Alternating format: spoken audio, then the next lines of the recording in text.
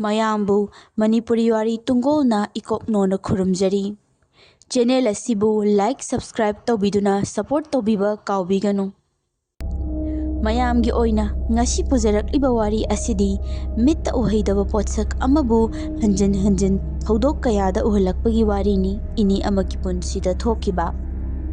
Wari asi taraba matung masigi maram khangbiba yauragadi mayamsu haibiramu. Hauzik wari asi haujarage wari leibada soikilan ki bapumnamak mayam nangakpiyu. Khara amana lai leite hai, khara amana lei hai. Magi punsida thengnakiba thodok wathok singbu puthoknaduna lai lei haina takpusu yaudaba natte. Makhoigumna aigisu isamakta thokkiba lai lei haibasigi khudam changdam piba yaba thodok kharagi matangda ngasidi mayamda lizage. Ai isagi mingna Sanatombi kaujai, aigi nupadi luhonglakpa chahi mari hek phabaga nganna dum leikidre. Aigi icha nupa naitom amakhakti leijahawi. Aigi nupana leikidraba matungda ima icha se yamna warami adubu lai mana chanbiduna aisi kuina leiraba matungda government job ama fangjabadagi ima ichagi jibika hingnaba oinaki. Aina yum palakpadasu inempoksi khaktani leiramliba pabungdi yamna kuire leikidaba. Inempoksu aigi nupa leikidabagi matung kuidana adam leikidre. Asumna ipamdasu halaga leibadu ai ngamdabadagi icha asibu aina ngamnaba hotnarakpani. Aina yum hek palakpadagi mi leitabasi ani suraklabanina awabadi yamna fanglami. Aikhoi imung sigi oina mi leitaba khudingi yam sathi na tamnai. Masi pumba hanana aigi inempok leiringaida mahakna haibirambani. Aduga aigi nupaga inempokka leitabasitadi hakthengnana akiba thodoksindu aihak makna thengajarakpani. Tamnaribasing aingonda akiba ulaklibasing adu mi leitabagini haibasi manaba thodok amadagi khangbani. Mi anirak sibasida amuba ama adum ubani. Lauba laklira karino di khangde hairiba amubasi migi mawong mataw sabani. Ahanbada aigi nupana aikhoibu thadoklamdaida aina thengnajarakpadu hana paudamjage. Numit adu aigi nupasi nong hek nganbadagi pung 3 swaidagi haugatuna leirambani. Nahan khoidi pung 3 swaida adum haubani. Masidagi nganbadi yaude thengdaba khaktani. Aina yambung ngasidi kaino yam nganna haugatpiramisibo amuk nadanako haina fagi tawduna hanglami. Masida ngasisibu aibu isase karinoma itaw tawi humanga pangangda kangi tumba yadrene haina hairaki. Aina scam tawroida ngarang nungdang mairen thongba chabagi nungsit kari oiramni aina numidang mairen thongumsi haidra haina hairami. Masida aigi nupana adui oidora khangdrene he ai walking hal thoklaga ngahau chatlaga yenge hairami. Ainasu hoi chaga lolamlage halaklaga thaklo hairami. Ai chaga tharoida ima ga nangagi khaklolo hairamduna chatki. Asumna aisu thabak adum tawrami karisu khanjandabi.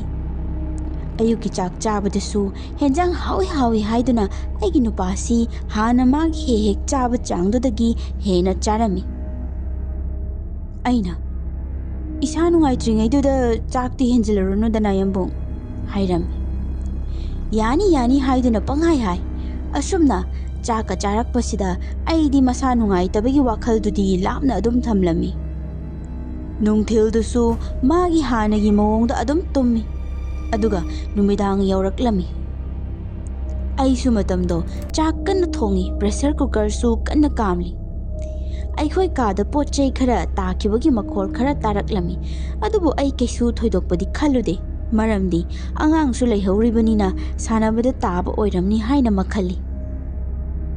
Phana kuina chak thongduna leirubadagi matungda aina mayam chak loire chak charasi lao ima chak charasi haina kaubani. Imadi laklage haina khumlaki adubu aigi nupasidi karimata khumlaktabani. Aina magi haunabi tummaga leibido amuk tawramlani ne tawrise chaka loina ingiba tare haiduna ka tamna tumba haudokke haiduna parap parap changsili ka yoramdai matang asida manungdagi dup dup launa laimaida yeshinbagira thabagira makhol ama hauna taraklami aduga aisi kaagi thongdu sat hangdokpa matam asida maisi pungmam mamlaga leirambani badar hangdoktuna thamliba haunaw adudagi mapanda bulb thaliba adugi phawjilakpa mamidu nattana kaadu mamsuk ngali matam asida aigi mang sida chap chana amuba ama lepselakpani aigi mangda hana leiramde lepselakpani sahum ama phanglakpadagi urakpani aina yamung kainu chak charurisi laodana hairam karimatu khumlakte aduga phamang makha phamang adudagi ik haiduna makhol ma tarakpani aisi chingyarakpadagi maidu thak thalaga yengi matam sidadi ichanu pana phamungda irenjana tumlaga aigi nupasina phamang sida mamaina upshanduna taraga lerambani aina yam thuna changsinduna konkhatlaga yungna famalami adu mamaigi saruktudi tangkhai ma chingthekpagumna tawrami aigi nupagi ngaksamdusu khara makhaidi paithokle ai pakhat manduna lawai luton salami yambung haiduna hanjin kaurami adubu wa ngangbang ngamdaba dawna tawrami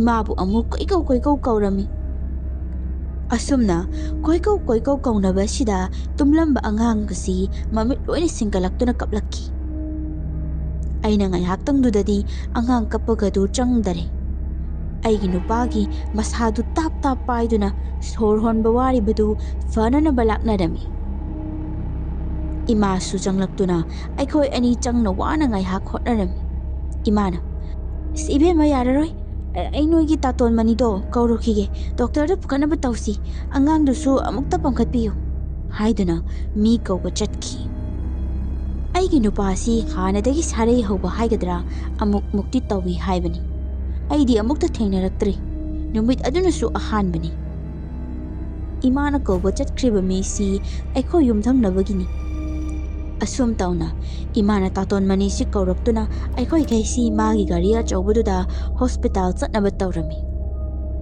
makha tana imaga aigana laknaduna hotnarabasi fawba aigi nupadi phagalakpadi lairadana hena dum phibam soksilami angang apukpaduga nanganaduda ai matang adudadi thawaisi wabana loirami adubu angamba khaidi hotnarami asumna hospital yaudoba mate kitang ngairi haibududa aigi nupasi sor honba lepkibani phibam asidadi aisi akiba amana kokta haigatkibagumna faurami emergency room da pusilami aduga doctor ama laktuna yenghalami matam asida aigi punsida aina tagina su khandaba mangda fawba mangludaba wahido taraki kanba ngamdre kitang thengkre aisu gyan tahodre adwaida adumak wanthakraba male aina wakhal lakpadadi aigi famungda leirambani aigi nupagi misi asi ai wakhalda lakshan basukam ngamlamde maramdi mitmang sida itek tekna leiramba mana aigi thajataba mawongda leikidaba asidadi ai thajaba sukam ngamkide asumna sarai hauba haigadra nariba naba asi kaishuluba natte adubu aigi nupagi oinadi kokta soro honanaba sanariba sharuk ado ngaihaktang pangthawkibadagi thabak chere lausilakpaga sor thinglakpani haiduna doctor na hairakpani adugi sumathakta mana uptuna leirambanina amukka hena sathikibani asumna phana sangna aisu hospital da laikatnaduna leirami aini yumda phaduna lakpa matang adudani akibu thodok amamuk thengnarakhiba numit adu nong kanna mangi adugi sumathakta mai sumutli aisi ichasi poraga chaksangda henjang kanna thonglingai tanjani aigi tunglom sida mamsukpa marak aduda ꯂꯣꯟꯅꯗꯨꯅ ꯊꯝꯂꯤꯕ ꯐꯥꯟ ꯑꯗꯨ ꯂꯧꯊꯣꯛꯇꯨꯅ ꯃꯈꯥꯗ ꯀ꯭ꯔꯣꯛ ꯂꯥꯎꯅ ꯊꯝꯂꯒ ꯐꯝꯊꯕꯒꯤ ꯃꯈꯣꯜ ꯑꯃ ꯇꯥꯔꯛꯈꯤ꯫ ꯑꯩꯗꯤ ꯏꯃꯥ ꯑꯣꯏꯔꯕꯣꯏ ꯅꯤꯡꯗꯨꯅ, "ꯏꯃꯥ, ꯀꯥꯡꯍꯧ ꯆꯥꯅꯤꯡꯕ꯭ꯔꯥ? ꯀꯥꯡꯍꯧ ꯑꯃ ꯇꯧꯁꯤ ꯍꯥꯏꯕꯅꯤ, ꯃꯄꯣꯠ ꯈꯤꯇ ꯁꯦꯝꯕꯤꯔꯛꯑꯣꯗꯅ" ꯍꯥꯏꯅ ꯉꯥꯡꯗꯅ ꯑꯩꯒꯤ ꯇꯧꯐꯝ ꯊꯣꯛꯄꯗꯨ ꯇꯧꯕꯅꯤ꯫ ꯀꯔꯤꯃꯇꯗꯤ ꯈꯨꯝꯂꯛꯇꯦ, ꯑꯗꯨꯕꯨ ꯑꯉꯥꯡꯁꯤꯗꯤ ꯃꯔꯝ ꯁꯨꯛꯂꯩ ꯂꯩꯇꯅ ꯇꯨꯝꯂꯝꯕꯗꯒꯤ ꯀꯞꯈꯠꯂꯛꯄꯅꯤ꯫ ꯑꯗꯨꯒ ꯃꯥꯡꯒꯣꯟꯂꯣꯝꯗꯒꯤ, "ꯏꯕꯦꯝꯃ, ꯑꯉꯥꯡꯗꯣ ꯀꯞꯂꯤꯁꯦ ꯁꯤꯗ ꯅꯨꯡꯁꯥ ꯌꯥꯝ ꯁꯥꯏ. ꯅꯨꯡꯁꯥ ꯉꯥꯏꯍꯥꯛꯇ ꯌꯩꯍꯟꯕꯤꯒꯦ, ꯄꯨꯊꯣꯔꯛꯎ, ꯏꯪꯕꯗ ꯂꯣꯏꯔꯝꯃꯅꯤ" ꯍꯥꯏꯅ ꯂꯥꯎꯔꯛꯂꯝꯃꯤ꯫ ꯑꯩꯗꯤ ꯁꯝꯇꯨꯒ ꯆꯞ ꯌꯨꯡꯈꯠꯂꯝꯃꯤ꯫ ꯑꯣꯟꯊꯣꯛꯇꯨꯅ ꯃꯅꯤꯡꯗ ꯐꯝꯂꯤꯕꯁꯤ ꯀꯅꯥꯅꯣ ꯍꯥꯏꯅ ꯌꯦꯡꯕꯁꯨ ꯀꯤꯔꯝꯃꯤ꯫ ꯑꯗꯨꯕꯨ ꯊꯧꯅꯥ ꯈꯣꯝꯖꯤꯟꯗꯨꯅ ꯒ꯭ꯌꯥꯁ ꯃꯊꯛꯇ ꯀꯦꯟꯗꯜ ꯂꯣꯏꯈ꯭ꯔꯁꯨ ꯊꯥꯅꯕꯅꯤ ꯍꯥꯏꯗꯨꯅ ꯊꯝꯂꯤꯕ ꯀꯦꯟꯗꯜ ꯄꯦꯀꯦꯠ ꯑꯗꯨꯗꯒꯤ ꯀꯦꯟꯗꯜ 2 ꯂꯧꯊꯣꯛꯇꯨꯅ ꯆꯨꯈꯠꯂꯒ ꯀꯦꯟꯗꯜꯗꯨ ꯂꯝꯌꯥꯏꯗꯨꯗ ꯌꯨꯡꯗꯨꯅ ꯉꯥꯜꯍꯜꯂꯒ ꯌꯦꯡꯕꯗꯗꯤ ꯀꯅꯥꯃꯠꯇ ꯂꯩꯔꯝꯗꯦ꯫ ꯐꯥꯟꯗꯨꯁꯨ ꯂꯣꯟꯈꯠꯂꯒ ꯑꯗꯨꯃꯛ ꯂꯩꯔꯝꯃꯤ꯫ ꯃꯄꯣꯞ ꯀꯥꯏꯗꯅ ꯄꯨꯝꯅꯃꯛ ꯂꯩꯔꯝꯕ ꯑꯗꯨꯗ ꯑꯩꯅ ꯇꯥꯈ꯭ꯔꯤꯕꯗꯨꯅ ꯀꯔꯤ ꯍꯥꯏꯗꯨꯅ ꯏꯁꯥ ꯏꯇꯣꯟꯇ ꯈꯟꯖꯔꯛꯂꯝꯃꯤ꯫ ꯇꯝꯅꯔꯦ ꯍꯥꯏꯕꯁꯤꯃꯗꯤ ꯊꯥꯖꯔꯝꯃꯤ, ꯑꯗꯨꯒ ꯑꯩꯅ ꯇꯥꯏꯔꯦꯟ ꯄꯨꯡꯐꯥꯏ ꯍꯥꯏꯗꯣꯛꯇꯨꯅ ꯈꯣꯏꯖꯨ ꯂꯩꯈꯥꯝ ꯊꯥꯗꯨꯅ ꯍꯣꯠꯅꯕꯗꯒꯤꯗꯤ ꯑꯃꯨꯛ ꯍꯟꯅ ꯁꯥꯍꯨꯝ ꯐꯪꯂꯛꯈꯤꯔꯝꯗꯦ꯫ ꯍꯧꯖꯤꯛꯀꯤ ꯑꯃꯨꯕ ꯑꯁꯤ ꯏꯃꯥ ꯂꯩꯇꯕ ꯃꯇꯥꯡꯗ ꯑꯃꯨꯛ ꯊꯦꯡꯅꯔꯛꯈꯤ꯫ ꯃꯁꯤꯒꯤꯁꯨ ꯋꯥꯔꯤꯁꯤ ꯃꯔꯤꯛ ꯆꯨꯝꯅ ꯂꯤꯖꯒꯦ꯫ ꯏꯃꯥꯒꯤ ꯃꯇꯥꯡꯁꯤꯗꯗꯤ ꯑꯩꯅ ꯌꯥꯝꯅ ꯀꯤꯈꯤꯕ, ꯍꯩꯅꯗꯕ ꯍꯥꯏꯕꯗꯨꯃꯁꯨ ꯑꯣꯏꯔꯝꯃꯤ꯫ ꯃꯔꯝꯗꯤ ꯃꯥꯒꯤꯗꯗꯤ ꯑꯃꯨꯕ ꯑꯁꯤ ꯑꯃꯨꯔꯛ ꯑꯅꯤꯔꯛ ꯎꯔꯒ ꯐꯠ ꯂꯥꯎꯅ ꯃꯥꯡꯈꯤꯕꯗꯨ ꯑꯣꯏꯗꯦ꯫ ꯑꯗꯨꯝ ꯑꯩꯉꯣꯟꯗ ꯎꯍꯜꯂꯒꯦ ꯃꯇꯥꯒꯨꯝ ꯄꯣꯠꯁꯛ ꯑꯁꯤꯅ ꯎꯍꯜꯂꯛꯄꯒꯤ ꯃꯑꯣꯡ ꯑꯃꯗꯤ ꯇꯧꯔꯝꯃꯤ꯫ ꯏꯃꯥꯅ ꯂꯩꯇꯕꯒꯤ ꯊꯥ ꯑꯃꯃꯨꯛꯀꯤ ꯃꯃꯥꯡꯁꯤꯗꯗꯤ ꯏꯃꯥ ꯑꯁꯤ ꯃꯁꯥ ꯉꯝꯗꯕ ꯍꯧꯔꯛꯂꯝꯃꯤ꯫ ꯑꯩꯉꯣꯟꯗ ꯇꯠꯇꯅ ꯃꯥꯅ ꯍꯥꯏꯔꯝꯕꯁꯤ, "ꯏꯕꯦꯝꯃ, ꯍꯤꯒꯥ ꯑꯃꯨꯛꯇ ꯌꯩꯌꯨ, ꯇꯥꯡꯁꯤ ꯌꯥꯝꯅ ꯆꯤꯛꯏ, ꯀꯔꯤꯒꯤꯅꯣ ꯈꯪꯗꯦ" ꯑꯁꯤꯅꯤ꯫ ꯇꯧꯕꯃꯛꯁꯨ ꯃꯇꯝꯗꯨꯗ ꯏꯃꯥꯅ ꯌꯥꯝꯅ ꯅꯥꯏ ꯆꯤꯛꯏ ꯍꯥꯏꯗꯅ ꯍꯥꯏꯔꯛꯂꯤꯕꯁꯤ ꯃꯥꯒꯤ ꯁꯔꯨꯅꯤ꯫ ꯃꯈꯨꯠ ꯃꯈꯣꯡ ꯈ꯭ꯋꯥꯡ ꯁꯨꯅꯕꯅꯤ ꯅꯥꯔꯤꯕꯁꯦ꯫ ꯑꯍꯥꯟꯕꯗꯗꯤ ꯑꯩꯁꯨ ꯑꯍꯜ ꯂꯩꯅꯥ ꯅꯥꯕ ꯑꯣꯏꯔꯝꯅꯤꯗ ꯈꯟꯗꯣꯛꯏ꯫ ꯑꯗꯨꯕꯨ ꯆꯩꯁꯨꯒ ꯑꯃꯨꯛ ꯄꯥꯏꯔꯒ ꯆꯠꯈꯠꯂꯛꯄꯗꯨꯗꯗꯤ ꯑꯩꯁꯨ ꯋꯥꯈꯜꯁꯤ ꯋꯥꯔꯛꯂꯗꯨꯅ, "ꯏꯃꯥ, ꯍꯣꯁꯄꯤꯇꯥꯜꯗ ꯆꯠꯁꯦ. ꯏꯃꯥꯒꯤ ꯁꯔꯨ ꯅꯨꯡꯂꯨ ꯅꯥꯔꯛꯂꯤꯗꯣ ꯀꯔꯤ ꯆꯥꯕ ꯌꯥꯕꯗꯨ ꯌꯦꯡꯊꯣꯛꯂꯨꯁꯤ. ꯑꯍꯜꯒ ꯑꯣꯏꯁꯤꯜꯂꯛꯄꯅꯤꯅ ꯀꯔꯤ ꯋꯥꯠꯂꯝꯃꯁꯨ" ꯍꯥꯏꯗꯅ ꯍꯥꯏꯔꯝꯃꯤ꯫ ꯑꯗꯨꯕꯨ ꯏꯃꯥꯅ, "ꯄꯩꯁꯥ ꯇꯤꯡꯅꯕꯅꯤꯗ ꯏꯕꯦꯝꯃ, ꯀꯔꯤꯃꯠ ꯇꯧꯔꯝꯂꯣꯏ. ꯍꯟꯗꯛ ꯈꯔ ꯅꯣꯡꯊꯤ ꯅꯣꯡꯃꯪꯕꯁꯤꯗꯅꯦ ꯑꯣꯏꯔꯝꯅꯤ. ꯑꯩ ꯒꯥꯔꯤ ꯇꯣꯡꯉꯒ ꯆꯠꯄꯅ ꯍꯦꯟꯅ ꯇꯟꯖꯈ꯭ꯔꯦ" ꯍꯥꯏꯅ ꯍꯦꯛꯇ ꯍꯥꯏꯔꯛꯏ꯫ ꯐꯅ ꯀꯨꯏꯅꯁꯨ ꯆꯠꯁꯦ ꯌꯥꯗꯕꯒꯤ ꯂꯩꯔꯝꯂꯕꯅꯤ꯫ ꯑꯗꯨꯕꯨ ꯅꯥꯕꯗꯨ ꯁꯨꯡꯐꯠ ꯐꯠꯂꯛꯇꯕꯗꯨꯗꯒꯤꯗꯤ ꯑꯩꯅ ꯅꯝꯗꯅ ꯄꯨꯗꯨꯅ ꯆꯠꯂꯝꯃꯤ꯫ ꯌꯦꯡꯊꯣꯛꯎꯔꯕ ꯀꯥꯟꯗꯗꯤ ꯑꯍꯜ ꯑꯣꯏꯁꯤꯜꯂꯛꯄꯒꯤꯅꯤ, ꯁꯔꯨꯒꯤ ꯃꯄꯥꯡꯒꯜꯁꯨ ꯌꯥꯝꯅ ꯍꯟꯊꯔꯦ ꯍꯥꯏꯗꯨꯅ ꯇꯦꯁ ꯇꯧꯅꯕ ꯃꯌꯥꯝ ꯑꯃ ꯄꯤꯁꯜꯂꯛꯏ꯫ ꯑꯩꯁꯨ ꯂꯩꯇ꯭ꯔꯕꯁꯨ ꯂꯩꯇꯅ ꯇꯪ ꯇꯥꯕꯤ ꯑꯃꯗꯤ ꯈꯪꯗꯣꯛꯄꯅ ꯐꯔꯦ ꯈꯟꯗꯨꯅ ꯇꯦꯁꯁꯤꯡꯗꯨ ꯇꯧꯔꯝꯃꯤ꯫ ꯑꯗꯨꯒꯤ ꯃꯇꯨꯡꯗ ꯍꯤꯗꯥꯛ ꯄꯤꯔꯛꯄꯗꯒꯤ ꯏꯃꯥꯁꯨ ꯆꯥꯕ ꯍꯧꯍꯜꯂꯝꯃꯤ꯫ ꯑꯁꯨꯝꯅ ꯇꯧꯔꯤꯉꯩ ꯃꯇꯥꯡꯁꯤꯗꯅꯤ ꯑꯩꯅ ꯑꯀꯤꯕ ꯐꯤꯚꯝꯁꯤꯡ ꯑꯗꯨ ꯎꯔꯛꯈꯤꯕ꯫ ꯑꯌꯨꯛ ꯑꯉꯟꯕ ꯃꯇꯝꯅꯤ, ꯄꯨꯡ 4 ꯇꯥꯔꯝꯂꯒꯅꯤ ꯈꯜꯂꯤ꯫ ꯏꯪꯊꯝꯊꯥ ꯆꯪꯂꯛꯄꯒꯤ ꯍꯧꯅꯕꯤ ꯃꯝꯁꯨꯛ ꯑꯗꯨꯝ ꯇꯧꯏ꯫ ꯅꯨꯃꯤꯠ ꯑꯗꯨꯃ ꯑꯩꯈꯣꯏ ꯏꯕꯨꯡꯉꯣꯒꯤ ꯕꯔꯊꯗꯦ ꯇꯥꯔꯝꯃꯤ꯫ ꯂꯩꯀꯥꯏ ꯑꯉꯥꯡ ꯃꯌꯥꯝꯁꯤꯡꯁꯤꯅ ꯕꯔꯊꯗꯦ ꯍꯥꯏꯗꯨꯅ ꯆꯥꯎꯅ ꯁꯤꯟꯅꯔꯛꯂꯕꯅꯤꯅ ꯑꯉꯥꯡ ꯑꯣꯏꯕꯅꯤ ꯑꯩꯈꯣꯏ ꯏꯕꯨꯡꯉꯣꯁꯨ ꯃꯇꯝꯗꯨꯗ, "ꯃꯃꯥ ꯕꯔꯊꯗꯦ ꯇꯧꯕꯤꯌꯨ, ꯑꯩꯒꯤꯗꯤ ꯕꯔꯊꯗꯦ ꯇꯧꯕꯤꯗꯦ" ꯍꯥꯏꯗꯨꯅ ꯅꯤꯡꯉꯥꯏ ꯄꯪꯇꯧꯗ ꯇꯧꯔꯝꯃꯤ꯫ ꯑꯩꯁꯨ ꯃꯄꯥꯒ ꯂꯩꯖꯗ꯭ꯔꯦ, ꯃꯔꯥꯏꯕꯛ ꯊꯤꯔꯕꯅꯤꯅ ꯃꯄꯨꯛꯅꯤꯡ ꯅꯨꯡꯁꯤꯈꯤꯅꯤ ꯈꯟꯗꯨꯅ ꯅꯨꯃꯤꯠꯇꯨꯗꯤ ꯃꯥꯒꯤ ꯕꯔꯊꯗꯦꯁꯨ ꯇꯧꯕꯤꯔꯒꯦꯅ ꯆꯞ ꯌꯨꯡꯅ ꯂꯦꯞꯈꯤꯕꯒꯤ ꯑꯌꯨꯛꯇꯒꯤ ꯊꯕꯛ ꯂꯣꯏꯁꯤꯟꯅꯕ ꯍꯥꯏꯗꯨꯅ ꯉꯟꯅ ꯍꯧꯒꯠꯄꯅꯤ꯫ ꯑꯁꯨꯝꯅ ꯑꯩꯅ ꯑꯌꯨꯛꯇꯒꯤ ꯃꯄꯥꯟꯗ ꯊꯣꯛꯇꯨꯅ ꯂꯥꯏ ꯉꯥꯏꯍꯥꯛ ꯈꯣꯏꯔꯝꯂꯕ ꯃꯇꯨꯡꯗ ꯋꯥꯏ ꯇꯥꯁꯤꯟꯅꯕ ꯁꯨꯝꯆꯤꯠ ꯂꯧꯕ ꯃꯅꯤꯡꯂꯣꯝꯗ ꯂꯥꯛꯄꯗ ꯏꯃꯥꯁꯤ ꯃꯩ ꯍꯧꯒꯠꯀꯦ ꯇꯧꯔꯒ ꯂꯩꯔꯝꯕꯅꯤ꯫ ꯑꯩꯈꯣꯏ ꯃꯩ ꯍꯧꯒꯠꯐꯝ ꯑꯁꯤ ꯃꯅꯤꯡꯂꯣꯝꯗ ꯈꯔ ꯂꯥꯞꯇꯛꯅ ꯊꯝꯃꯤ꯫ ꯑꯁꯨꯝꯅ ꯑꯩꯅ ꯏꯃꯥꯅ ꯃꯩ ꯍꯧꯒꯠꯂꯤꯕ ꯃꯥꯏꯀꯩ ꯑꯗꯣꯝꯗ ꯌꯦꯡꯕ ꯃꯇꯝꯁꯤꯗ ꯃꯥꯒꯤ ꯃꯇꯨꯡ ꯑꯣꯏ ꯀꯩ ꯑꯣꯏ ꯅꯥꯀꯟ ꯑꯣꯏꯔꯞꯅ ꯑꯃꯨꯕ ꯑꯃ ꯋꯥꯎꯔꯤ ꯂꯩꯆꯤꯜ ꯑꯊꯥꯕ ꯃꯔꯛ ꯑꯗꯨꯗ ꯐꯝꯗꯨꯅ ꯂꯩꯔꯝꯃꯤ꯫ ꯑꯩꯁꯤ ꯌꯦꯡꯂꯝꯕꯗꯒꯤ ꯃꯤꯠꯁꯤ ꯐꯠ ꯂꯥꯎꯅ ꯃꯈꯥꯗ ꯂꯨꯞꯊꯩ꯫ ꯃꯤꯍꯨꯟꯒꯤ ꯈꯣꯡꯖꯦꯜꯁꯨ ꯊꯣꯔꯛꯂꯝꯃꯤ꯫ ꯏꯃꯥꯅ, "ꯅꯪ ꯍꯧꯔꯕ꯭ꯔꯣ ꯏꯕꯦꯝꯃ? ꯏꯕꯨꯡꯉꯣꯒꯤ ꯍꯩꯉꯥꯟ ꯑꯃꯨꯛꯇ ꯁꯦꯝꯕꯤꯒꯦ ꯇꯧꯕꯅꯤ" haidana hairaklammi. Adubu aidi maduga changkhidre. Amuba adu tamitsida uduna laikri. Ai somchetu pairaga manungda khonglai tuna changsili. Aduga kapum namaktu maina pomngan ngana thandan khut sa thak thak nikna wai tasin bahawi. Khara hena ngan thoraklaba matungda amuk imagi manakta changduna yengbadadi amuk amuba adu mangkhirami. Ai numit adudagi ima sida karibu thoklagabano haiduna matha saba horami. Lai tinsu khoiram thoklami. Lai khoirambadagi karisu tawrakhidre. Aduga aisu wakhal yangna amuk leirami. Adubu apangba tahore haibaduni. Aikhoi imasi yamna sunungsi magidi chama kayama thaksaba nattana atai ahenba karimata haijaba natte. Aigi mateng pangbiba ngaktani. Magi haibabu churup khara thai. Aduga mimi khara pamna chai. Ainasu ma chajanaba haiduna mimi box ama leiraga dum thambani. Numidang wairam amani. Imasi mapandagi aibu koiko kaurei. Aina thoktuna. Ima kai leirage hangam maliye. Haina kumbani. Imana. Ho aido dukandane mimi leiba satke tawbani. Angangna he chapa to kai maming haiba. Adu leibirake tawni. Haina hanglakpani. Aina ima leiba hairoida maming dubudi little heart haibani leiri sida packet ahumuk leiri hairami. Imasu o fare adudi chak to khara ngana loisinaba to ko angang se chak to ngana pisasi hadak ne khangheng ingselakpasidane masa nungai roi hairamduna he mamai onthokduna chatke tawbaga magi matungdagi sat launa fawdoraktuna amuba ado imagi matung inaduna asum chatkibani. Ai mawong mato ado ubada mihungi khongthang ani ahumdi kalamdawba mali.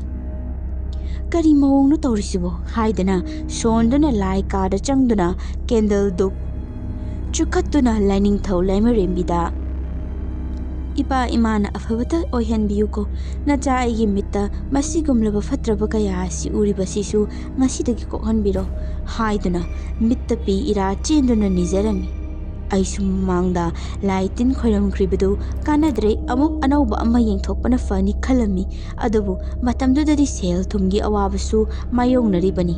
Lukhrabi aina karibu tawba ngamluni leitabagi leitaba awatpagi awatpa ngaktani. Asumna ngaihaki matungdadi aikhoi pan dukan phambi ine saro sakhidu aigi inakta hathu laktuna. Sanatombi Noina nempokto aigi dukan mamangsidane tusanduna chatpa ngamdabi leihore. Aina ibungosu phone tawkhrabani. Doctor chatnanaba makok esinbadi nate adu wanthakre. Nang amta lao haina hairakki. Aise pawodu tabada pakhatpadi fawrami adubu isasida pawodu tabagi angakpa pokpodadi tawramde. Asumna imadu hospital da amuk pukhatlami. Laibak phabana ine Sanatombi khoi imungna makhoi dukan mamang da thokpani nungaite haiduna hidak langthak amadi layengbagi sel pumba puthokpirami. Aina ine thaudoksibu kamai thokrino hangbada khanghaudreni aiso fazana dukan mamang sida ai hakna gari yam thaunabagi ipul hawena yambanate ising khara khikpani adudara khangde namasi baba laklaga nanturini mi gyan menga tahaudre aisu hairakki. Asumna imasi doctor na hakchang yamna phagatle puthaba yanani hairakpadagi yumda puthoraklami aduga aina seba fazana tawbirami. Adubu tha makhai mukki matungdadi aina yahaurakpada changlubada imasi shor hondabi leiramki. Aina nungsijaba imung manung singasina aibu thadoktuna asum chatkhiba sida aisu punsigi pandam leiraktrabagumna faurakki. Aisu kaidaurudoinoda haina hek khalakpa matamduda phamungda nungaina tumliba ichanupa hasi ningsinglakki. Magi kana leiraroiko aina tana haina khanbasida aigi pangal khara oibagum tawrami. Pukchelsu piksandaba ngamlamde. Adubu misi mina thengnabasi phauba kadaino hairaka aidi fibam kairaba drishyasing adu uribani. Aduna ai phana koinadi angaubigumna leirami. Yumgi ima khoi laktuna seba sebi tawbirami adubu moisu koina leithabadi yadabanina. ꯏꯃꯥꯒꯤ ꯏꯕꯦꯝꯃ ꯅꯪꯕꯨ ꯌꯨꯝꯗ ꯂꯩꯔꯁꯤ ꯍꯥꯏꯅ ꯇꯠꯇꯅ ꯍꯥꯏꯔꯝꯃꯤ, ꯑꯗꯨꯕꯨ ꯑꯩꯅ ꯁꯨꯛꯌꯥ ꯌꯥꯔꯝꯗꯦ꯫ ꯍꯣꯏ, ꯀꯅꯥꯒꯨꯝꯕ ꯃꯅꯦꯝ ꯃꯄꯨꯔꯣꯏꯕꯅ ꯏꯟꯊꯤ ꯅꯨꯡꯉꯥꯏꯅ ꯇꯧꯕꯤꯗ꯭ꯔꯕ ꯅꯨꯄꯤ ꯑꯃ ꯑꯣꯏꯔꯝꯂꯕꯗꯤ ꯌꯨꯝꯗꯨ ꯊꯅꯝꯂꯒ ꯆꯠꯂꯝꯂꯕꯁꯨ ꯌꯥꯏ, ꯑꯗꯨꯕꯨ ꯑꯩꯒꯤꯗꯤ ꯏꯅꯦꯝꯗꯣ ꯑꯩꯕꯨ ꯃꯆꯥꯗ ꯃꯆꯥꯒꯨꯝꯅ ꯅꯨꯡꯁꯤꯅ ꯇꯧꯕꯤꯔꯛꯄꯅꯤ, ꯑꯗꯨꯅ ꯑꯩ ꯌꯨꯝ ꯑꯗꯨꯗ ꯀꯤꯔꯕꯁꯨ ꯀꯤꯅ ꯂꯩꯒꯦꯅ ꯆꯞ ꯌꯨꯡꯅ ꯈꯜꯂꯝꯃꯤ꯫ ꯑꯩ ꯀꯤꯕꯗꯤ ꯌꯥꯝꯅ ꯀꯤꯔꯕꯅꯤ꯫ ꯌꯨꯝ ꯏꯪꯈꯣꯜꯗꯨ ꯎꯕꯗ ꯍꯥꯏꯐꯝ ꯈꯪꯗꯕ ꯏꯊꯤꯜ ꯑꯃ ꯑꯗꯨꯝ ꯐꯥꯎꯔꯝꯃꯤ ꯏꯁꯥꯗ, ꯀꯔꯤꯒꯨꯝꯕ ꯑꯃ ꯁꯨꯔꯨ ꯁꯨꯔꯨ ꯅꯩꯗꯨꯅ ꯂꯩꯕꯒꯨꯝꯕ ꯏꯊꯤꯜ ꯑꯃ꯫ ꯑꯗꯨꯕꯨ ꯑꯩꯁꯨ ꯑꯩꯅ ꯉꯝꯅꯕ ꯍꯣꯠꯅꯗꯨꯅ ꯑꯈꯪ ꯑꯍꯩ ꯀꯌꯥ ꯇꯥꯟꯅꯗꯨꯅ ꯌꯦꯡꯂꯝꯃꯤ, ꯑꯗꯨꯕꯨ ꯑꯌꯦꯡꯕ ꯈꯨꯗꯤꯡꯗ ꯑꯩꯈꯣꯏꯒꯤ ꯂꯩꯔꯤꯕ ꯌꯨꯝꯐꯝꯁꯤ ꯌꯨꯝꯁꯥꯔꯣꯜ ꯀꯥꯏꯔꯦ, ꯌꯥꯝꯅ ꯐꯠꯇ꯭ꯔꯦ ꯍꯥꯏꯕꯁꯤ ꯑꯗꯨꯝ ꯍꯥꯏꯔꯛꯂꯝꯃꯤ꯫ ꯑꯗꯨꯅ ꯌꯨꯝꯁꯤ ꯅꯧꯅ ꯁꯥꯗꯕ ꯌꯥꯔꯔꯣꯏꯁꯤ ꯍꯥꯏꯔꯛꯂꯕꯅꯤ꯫ ꯑꯗꯨꯕꯨ ꯑꯩꯗꯤ ꯁꯦꯜ ꯊꯨꯝꯅꯒ ꯀꯧꯕꯅꯦ ꯀꯣꯛꯇ ꯈꯨꯠ ꯍꯥꯞꯄꯝꯃꯤ꯫ ꯑꯗꯨꯕꯨ ꯃꯇꯥꯡ ꯑꯁꯤꯗ ꯏꯃꯥꯈꯣꯏꯅ ꯑꯩꯒꯤ ꯊꯕꯛꯀꯤ ꯆꯦꯟꯕꯤꯕ ꯑꯗꯨ ꯌꯥꯔꯦ ꯍꯥꯏꯔꯛꯄꯗꯒꯤ ꯂꯝꯕꯤ ꯑꯃꯗꯤ ꯎꯔꯛꯈꯤ꯫ ꯑꯁꯨꯝꯅ ꯋꯥꯔꯕꯁꯨ ꯋꯥꯅ ꯄꯩꯁꯥ ꯈꯔ ꯈꯔ ꯇꯨꯡꯁꯤꯜꯂꯒ ꯌꯨꯝ ꯃꯆꯥ ꯑꯃ ꯁꯥꯔꯝꯃꯤ꯫ ꯌꯥꯝꯅ ꯄꯤꯛꯄ ꯌꯨꯝꯅꯤ꯫ ꯑꯍꯥꯟꯕꯗꯗꯤ ꯀꯥ ꯃꯆꯥ ꯑꯃꯈꯛꯇꯗꯅꯤ ꯏꯃꯥ ꯏꯆꯥꯅ ꯂꯩꯔꯝꯂꯤꯕꯁꯦ, ꯆꯍꯤ 2ꯃꯨꯛꯇꯤ꯫ ꯀꯣꯟꯅ ꯇꯞꯅ ꯇꯞꯅ ꯁꯦꯝꯖꯤꯜꯂꯛꯄꯅꯤ꯫ ꯃꯈꯥ ꯇꯥꯅ ꯑꯩꯒꯤ ꯏꯆꯥꯅꯨꯄꯥꯁꯤ ꯄꯤꯛꯂꯤꯉꯩꯗꯒꯤ ꯍꯧꯅ ꯃꯁꯥ ꯌꯥꯝꯅ ꯐꯔꯛꯏ꯫ ꯃꯁꯥ ꯐꯕ ꯑꯉꯥꯡꯒꯤ ꯀꯟꯇꯦꯁ ꯊꯣꯛꯄꯗ ꯑꯍꯥꯟꯕꯒ ꯇꯥꯔꯝꯂꯤꯕꯅꯤ꯫ ꯃꯥꯅ ꯆꯍꯤ 8-9 ꯆꯪꯂꯛꯄ ꯐꯥꯎꯕ ꯑꯅꯥ ꯑꯌꯦꯛ ꯀꯔꯤꯃꯠꯇ ꯂꯩꯔꯝꯗꯦ, ꯑꯗꯨꯕꯨ ꯈꯔ ꯆꯥꯎꯈꯠꯂꯛꯄꯗꯒꯤꯗꯤ ꯃꯁꯥ ꯌꯥꯝꯅ ꯁꯣꯟꯖꯤꯜꯂꯛꯈꯤ꯫ ꯆꯤꯐꯦꯠ ꯆꯤꯐꯦꯠ ꯅꯥꯕ, ꯋꯥꯟꯊꯕꯅꯆꯤꯡꯕ ꯌꯥꯝꯅ ꯇꯧꯁꯤꯜꯂꯛꯂꯝꯃꯤ꯫ ꯑꯩꯁꯨ ꯅꯍꯥꯟꯋꯥꯏ ꯃꯄꯥꯒꯤ ꯂꯩꯅꯥꯗꯨ ꯑꯗꯨꯒꯨꯝꯕꯔꯥ ꯍꯥꯏꯅ ꯄꯥꯈꯠꯇꯨꯅ ꯗꯣꯛꯇꯔꯗ ꯌꯦꯡꯕ ꯌꯥꯕ ꯌꯦꯡꯂꯝꯃꯤ, ꯑꯗꯨꯕꯨ ꯎꯆꯤꯜ ꯅꯥꯆꯤꯜ ꯑꯗꯨꯒꯨꯝꯕꯗꯤ ꯑꯃꯠꯇ ꯂꯩꯔꯝꯗꯦ꯫ ꯁꯨꯞꯅꯈꯛꯀꯤ ꯃꯁꯥ ꯈꯔ ꯁꯣꯟꯕꯒꯤꯅꯤ ꯍꯥꯏꯔꯛꯈꯤ꯫ ꯑꯗꯨꯒ ꯃꯥꯁꯤ ꯄꯤꯛꯂꯤꯉꯩꯗꯒꯤ ꯇꯨꯝꯕꯗ ꯆꯣꯏꯔꯣꯟ ꯑꯀꯤꯕ ꯑꯗꯨꯝ ꯂꯣꯜꯂꯤ꯫ ꯇꯨꯝꯕ ꯍꯧꯔꯒꯁꯨ ꯑꯩꯉꯣꯟꯗ ꯃꯃꯪꯗ ꯑꯀꯤꯕ ꯑꯎꯕꯁꯤꯡ ꯑꯗꯨ ꯍꯦꯛꯇ ꯇꯝꯕꯅꯤ, ꯑꯗꯨꯕꯨ ꯈꯔ ꯈꯔ ꯆꯥꯎꯔꯛꯄꯗꯒꯤꯗꯤ ꯑꯩꯉꯣꯟꯗ ꯀꯔꯤꯃꯠꯇ ꯇꯝꯂꯛꯈꯤꯗ꯭ꯔꯦ꯫ ꯑꯗꯨꯕꯨ ꯇꯨꯝꯕꯗ ꯆꯣꯏꯔꯣꯟ ꯂꯣꯟꯕꯗꯨꯗꯤ ꯑꯗꯨꯃꯛ ꯇꯧꯔꯝꯃꯤ꯫ ꯇꯥꯕꯗ ꯍꯩꯅꯗ꯭ꯔꯕ ꯃꯃꯤꯠ ꯃꯨꯁꯨꯛ ꯃꯨꯏ ꯍꯥꯏꯕꯅꯆꯤꯡꯕ ꯋꯥ ꯀꯌꯥ ꯑꯃꯅꯤ ꯍꯥꯏꯔꯤꯕꯁꯤ꯫ ꯑꯩꯅ "ꯏꯕꯨꯡꯉꯣ, ꯅꯪꯕꯨ ꯅꯃꯤꯠꯇ ꯀꯔꯤ ꯀꯔꯤ ꯎꯔꯨꯔꯒꯦ?" ꯍꯥꯏꯅ ꯍꯪꯂꯕꯁꯨ ꯀꯔꯤꯃꯠꯇ ꯎꯗꯦ, ꯀꯔꯤꯃꯠꯇ ꯇꯧꯗꯦꯅ ꯑꯗꯨꯃꯛ ꯍꯥꯏ꯫ ꯀꯣꯟꯅ ꯌꯦꯡꯕ ꯌꯥꯕ ꯌꯦꯡꯂꯕ ꯇꯨꯡꯗ ꯑꯃꯥꯏꯕ ꯑꯃꯅ "ꯏꯆꯥ ꯅꯥꯏꯇꯣꯝ ꯄꯣꯛꯄ ꯏꯕꯨꯡꯉꯣꯁꯤꯗꯤ ꯃꯃꯤꯠꯇ ꯎꯍꯩꯗꯕ ꯀꯌꯥ ꯑꯃ ꯎꯔꯒ ꯂꯩꯔꯦꯗꯅ" ꯍꯥꯏꯗꯨꯅ ꯍꯦꯛ ꯃꯥꯡꯒꯣꯜ ꯀꯥꯈꯠꯄꯗꯒꯤ ꯍꯥꯏꯔꯛꯈꯤ꯫ ꯑꯁꯨꯝꯅ ꯌꯥꯝꯅ ꯉꯛꯄ ꯃꯑꯣꯡꯗ ꯌꯦꯡꯂꯤꯕ ꯃꯥꯏꯕ ꯑꯗꯨꯅ ꯈꯪꯅ ꯍꯥꯏꯔꯛꯄ ꯑꯗꯨꯗꯗꯤ ꯑꯩꯈꯣꯏꯁꯨ ꯑꯃꯥꯏꯕ ꯑꯗꯨꯗꯒꯤ ꯇꯧꯕ ꯌꯥꯕ ꯀꯔꯤ ꯀꯔꯤ ꯂꯩꯕꯒꯦ ꯍꯥꯏꯕꯗꯨ ꯍꯪꯂꯝꯃꯤ꯫ ꯑꯃꯥꯏꯕ ꯑꯁꯤꯅ ꯇꯥꯛꯄꯤꯕꯒꯤ ꯃꯇꯨꯡ ꯏꯟꯅ ꯈꯣꯡꯅꯥꯡ ꯃꯈꯣꯡꯗ ꯂꯥꯏꯒꯤ ꯊꯥꯗꯣꯛꯂꯝꯃꯤ, ꯑꯗꯨꯒ ꯌꯥꯝ ꯄꯤꯛꯇꯛꯅ ꯂꯥꯏꯁꯪ ꯃꯆꯥ ꯑꯃꯁꯨ ꯏꯪꯈꯣꯜꯗ ꯁꯥꯔꯝꯃꯤ꯫ ꯑꯃꯥꯏꯕ ꯑꯗꯨꯒꯤ ꯃꯇꯨꯡ ꯏꯟꯅ ꯊꯧ ꯃꯌꯥꯝ ꯑꯁꯤ ꯄꯥꯡꯂꯕꯗꯤ ꯀꯔꯤꯁꯨ ꯇꯧꯔꯔꯣꯏ ꯍꯥꯏꯕꯅꯤ꯫ ꯏꯆꯥꯅꯨꯄꯥꯁꯨ ꯍꯧꯖꯤꯛꯇꯤ ꯄꯥꯈꯪ ꯃꯄꯨꯡ ꯐꯥꯔꯦ꯫ ꯍꯧꯖꯤꯛ ꯐꯥꯎꯒꯤ ꯑꯣꯏꯅꯗꯤ ꯑꯀꯤꯕ ꯊꯧꯗꯣꯛꯁꯤꯡ ꯑꯗꯨ ꯃꯈꯥ ꯇꯥꯅ ꯇꯧꯔꯛꯈꯤꯗ꯭ꯔꯦ꯫ ꯑꯩꯒꯤ ꯃꯤꯠꯇ ꯎꯍꯜꯂꯝꯕ ꯑꯗꯨꯁꯨ ꯀꯨꯏꯔꯦ ꯎꯈꯤꯗꯕ꯫ ꯃꯌꯥꯝꯁꯨ ꯑꯩꯈꯣꯏꯒꯤ ꯏꯃꯨꯡꯗ ꯊꯣꯛꯈ꯭ꯔꯤꯕ ꯊꯧꯗꯣꯛꯁꯤꯡ ꯑꯗꯨ ꯀꯔꯤ ꯀꯔꯤꯅ ꯃꯔꯝ ꯑꯣꯏꯔꯒ ꯊꯣꯛꯂꯝꯕ ꯌꯥꯏ ꯍꯥꯏꯕꯗꯨꯁꯨ ꯍꯥꯏꯕꯤꯔꯝꯃꯨ꯫ ꯉꯁꯤꯒꯤꯗꯤ ꯃꯇꯥꯡ ꯑꯁꯤꯗ ꯋꯥꯔꯤ ꯑꯁꯤ ꯂꯣꯏꯁꯤꯟꯖꯔꯦ꯫ ꯃꯊꯪ ꯋꯥꯔꯤ ꯑꯅꯧꯕ ꯑꯃꯃꯨꯛ ꯄꯨꯗꯨꯅ ꯃꯌꯥꯝꯒꯤ ꯃꯐꯝꯗ ꯊꯝꯖꯒꯦ꯫